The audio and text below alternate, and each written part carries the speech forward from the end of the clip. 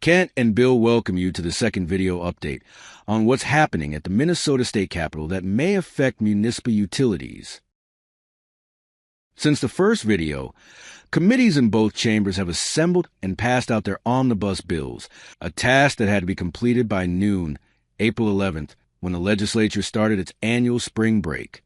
Many of you may already know how this part of the session works. For those who don't, let's just take a minute before we get into the issues to run through the process we can expect for passing legislation from this point forward. An omnibus bill is one bill made up of whichever smaller bills a committee heard and agrees warrants further action. The traditional process begins with the committee chairs unveiling their respective omnibus bills ahead of an initial hearing at which the committee walks through the proposed omnibus bill and takes public testimony. A second hearing usually follows, at which time the committees debate and amend their respective bills. Then they vote them out of committee. Senate bills are sent to the Finance Committee, and House bills are sent to the Ways and Means Committee.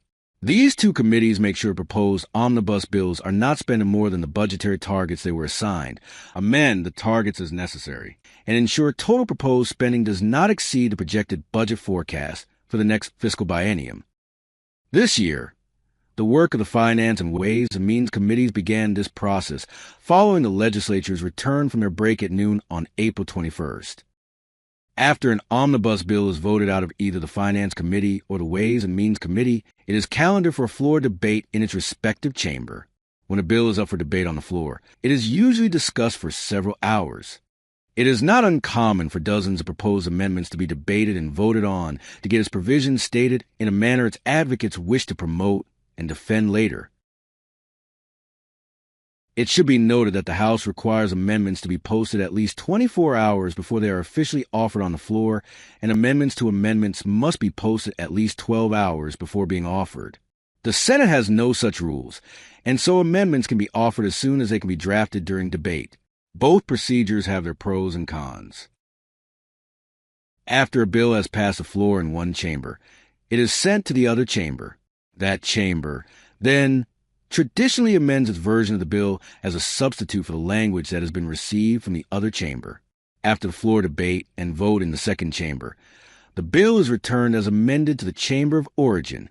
There, its members can either vote to accept the amendments made by the other body or reject the changes and request a conference committee. Conference committees are designed to identify identical and similar provisions in each chamber's version of a bill, and then to see if any agreement can be reached on provisions that are different, including provisions that are only in one body's bill. Sometimes an issue is in one body's bill before a conference committee, but is being carried in a different bill in the other body.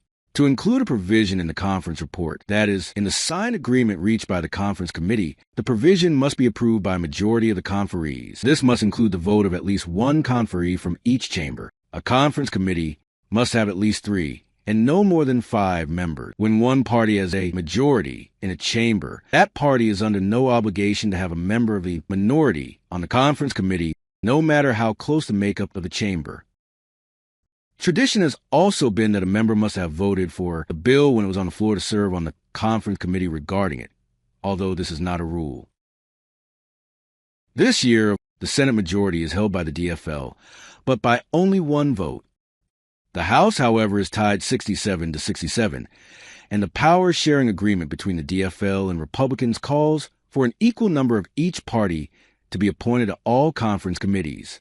Given the rules on total membership, it is assumed that conference committees will be made up of 4 members from each body, with the Senate free to appoint DFL members to all 4 of their seats, or to split them 3-1 or even 2-2, but the House will be locked into a 2-2 appointment.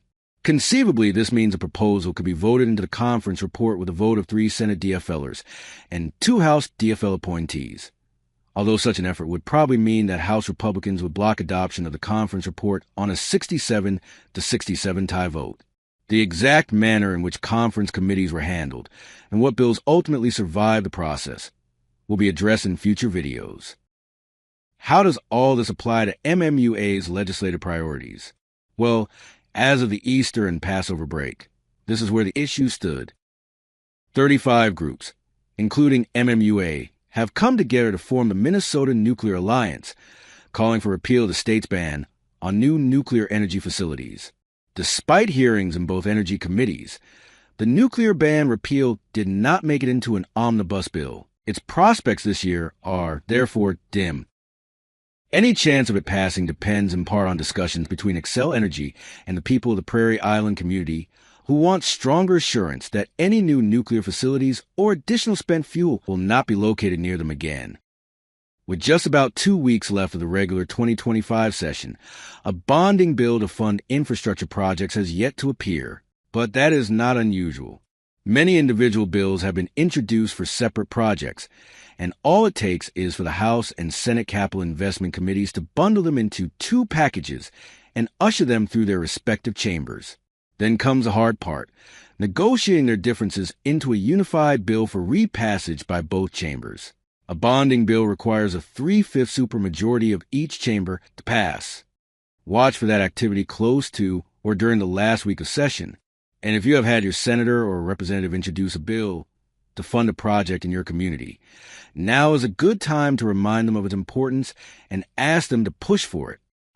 Funding from the Capitol for lead water service line replacements continues to be a struggle with the state facing more costs than revenue in the coming few years.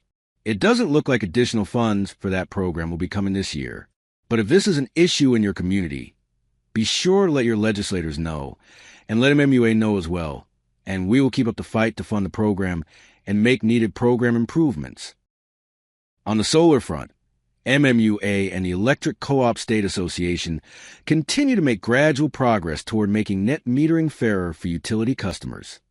In fact, the Senate Energy Committee has included a version of the bill we support in its omnibus package.